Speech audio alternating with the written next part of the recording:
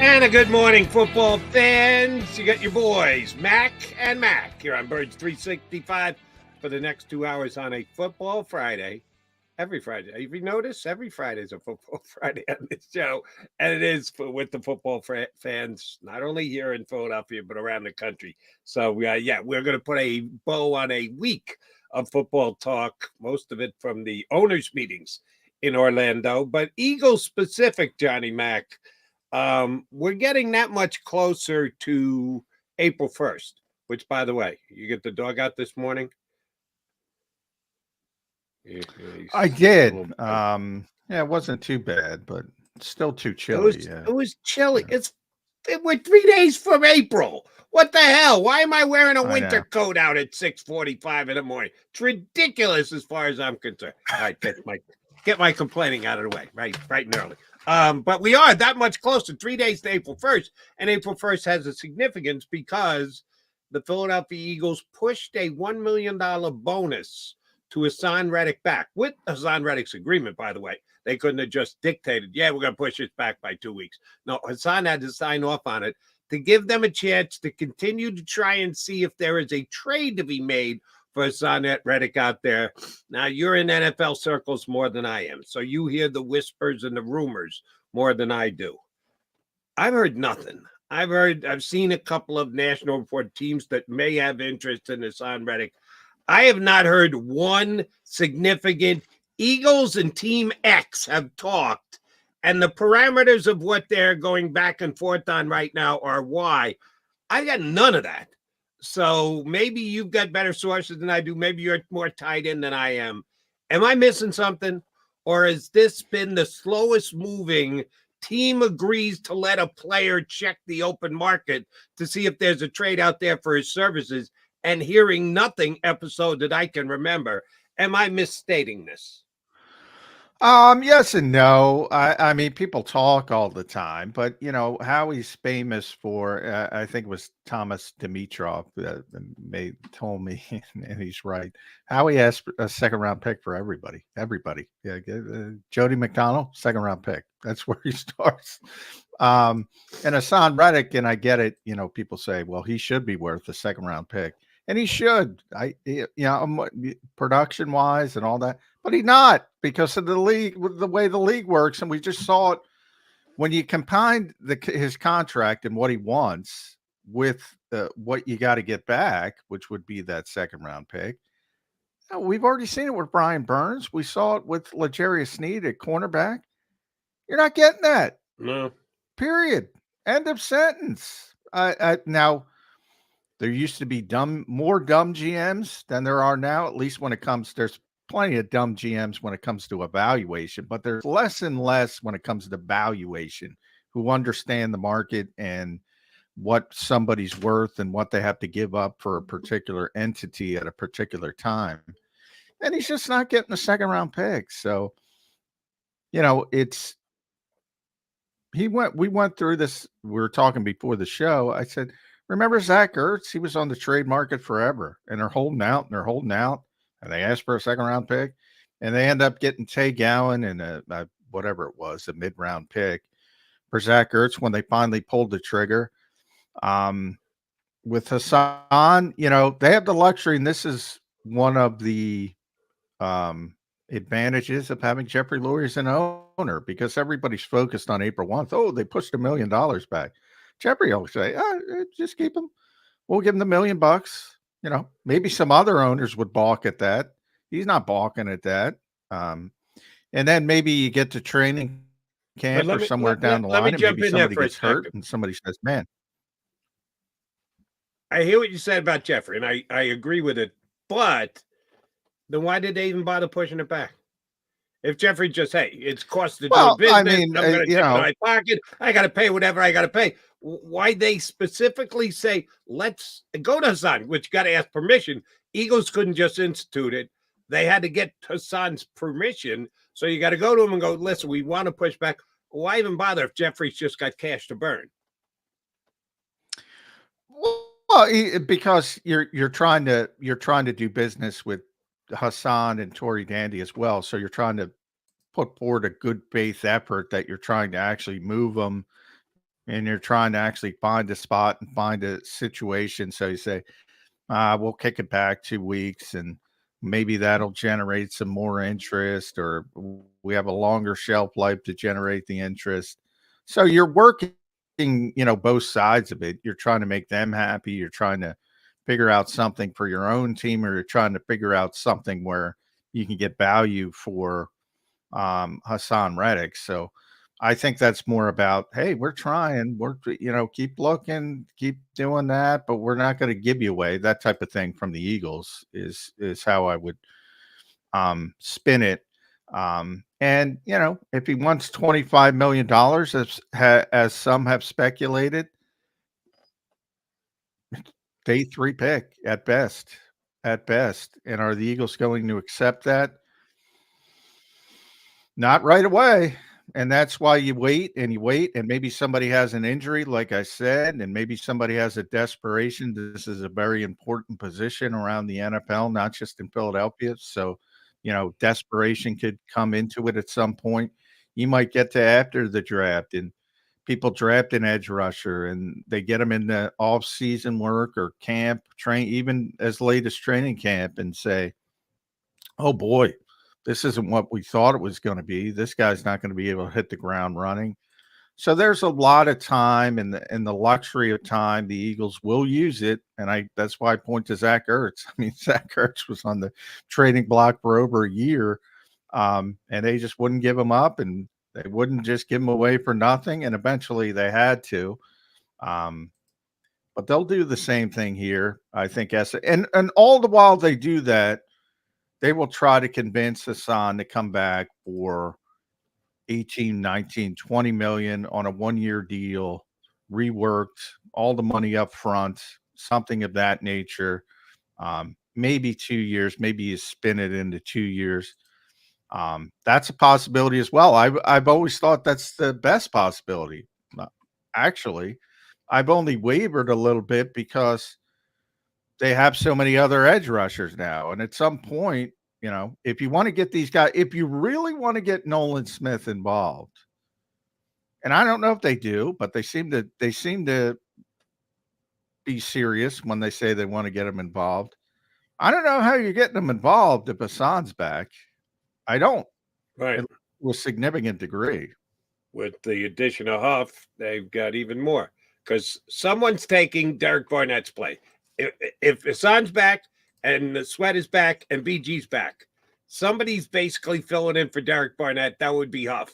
Huff's going to be playing a hell of a lot more than Derek Barnett did, and they still couldn't get Nolan Smith on the field. So where's the rub?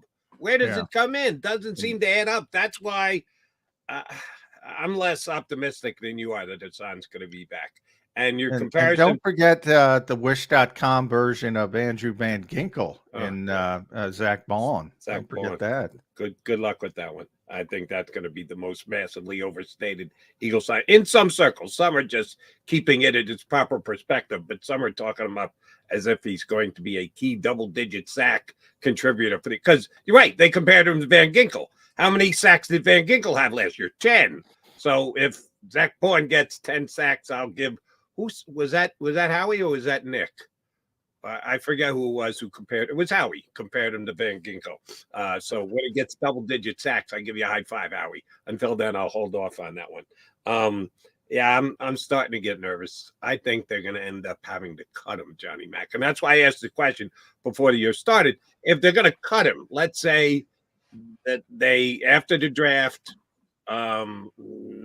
Teams take whoever they're going to take. So you're sitting there in May and you really want to get on with the rest of your life, and you can't trade them anywhere. You want to certainly push it back till after June 1st, because then you can spread the dead cap hit out over 2 years. Each team only has so many after post June 1st. If you do it after June 1st, then it doesn't matter. But you can designate after June 1st for whatever reasons and spread a dead cap hit money over 2 years. How many do each team in the league get? You can't just do it 20 times with 20 players. There's a limit to it, right? Yeah, you only get two post June 1st designations. So, and have the Eagles used one or two of their post? Zero. They haven't used any. Okay. Now, Kelsey and Cox don't count. Post June 1st retirement designations are different than cut designations. No, they're not different from a bookkeeping perspective. It's the same as cutting a guy when it comes to the dead money and the cap savings. But um, and I asked Brad Spielberger this question when we had him on last, because I was interested in how you do that, what teams have been doing and what the Eagles are doing. They're going to carry Jason Kelsey and Fletcher Cox until June 1st. Oh, they are. Yeah. And they're still, like, if you go to Over the Cap or Spotrac or whatever, they're still there because they're still counts against the top 51. And they will until June 1st, and June 2nd, they'll file the papers, and they'll be able to split it, as you mentioned. Still accelerates, but they'll be able to split it. Now, you could do it. You could do the post June 1st designation. They also seem to rework the deals, lower the salary to as much as possible when it comes to retiring players. And again, another bookkeeping trick that Jake Rosenberg was very good at, and why he's a bigger loss than probably people believe or people think.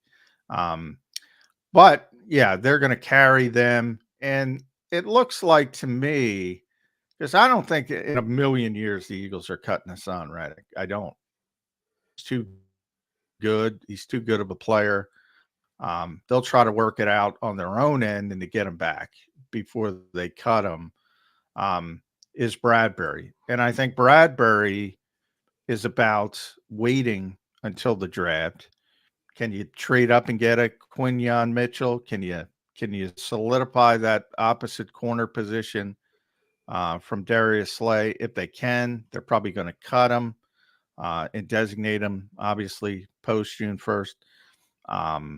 If they can't, they're going to keep him.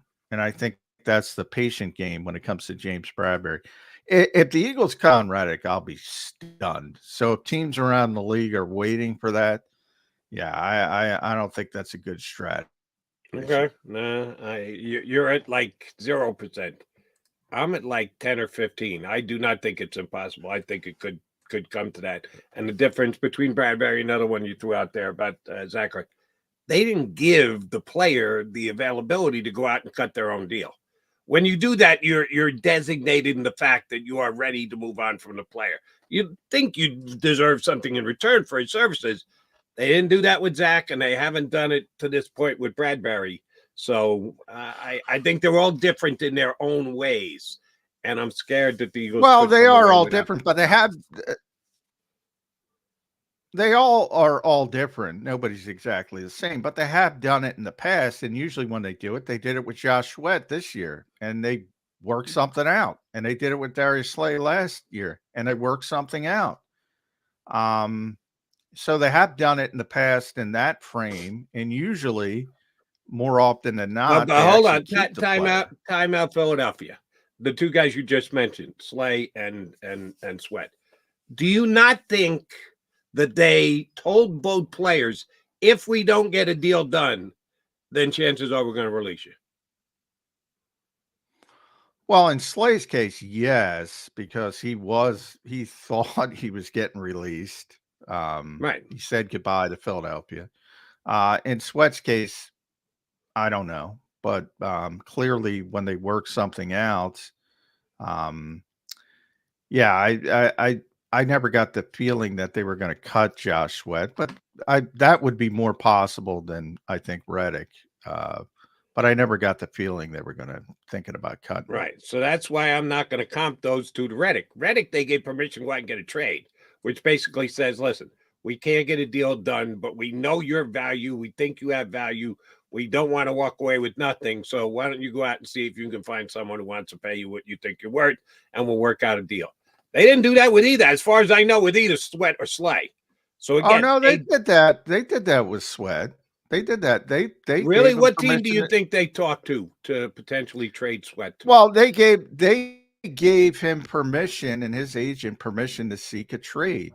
Really? They did the same exact thing. Yeah. Oh yeah. and they work something. And now, a lot of times we talked about this with Randy Mueller. A lot of times you do that to not be the bad guy, to say, look, dude, you're overvaluing yourself. Go and if you don't believe us, here's permission. Go get permission to look at contracts, look at potential trades. And they did it with both Sweat and Reddick. And sometimes it's just as simple as saying, we're not the bad guy here. We're not being hardliners. In the case of Josh Sweat, it ended up being essentially correct. I do believe people would trade for Hassan Reddick, but again, you're talking about a day 3 pick for an all-pro level pass rusher, which doesn't seem fair on paper. And I get fans are going, how could you get a day 3? Well, because he wants $25 million on top of it. That's the problem. If we were making $2 million, yeah, they'd get a first round pick. But that's how it works. And the other thing that you got to factor in, and some people kind of miss out on, is timing is everything in this. When you're doing it before free agency starts, and he basically becomes a free agent with a little extra cost on what you're going to have to pay the team to get his services, there's a better chance to get something done. Then you go through phase 1 of free agent, phase 2 of free, and then the draft. The longer you go, the less value he has. Teams are going in other directions. They're signing other free agents. They're picking a defensive end guy in the 4th round that they how he got down, if we don't know, we think he's a potential first round. That's what they're going to tell you, of course, and they're not going to move off that until they get a look at him in camp. So Johnny, I'm glad for your optimism. I'm feeling very nervous about the Eagles getting nothing for Hassan Reddick, which I think is not good news. All right, here's good news. I see Paul Dunwich in the waiting room. He is ready to join us. He is Tommy Bahama clad. He is our boy from the 33rd team and JAKIBSports.com. He's joining us next. Paul Dunwich here on Birds 365.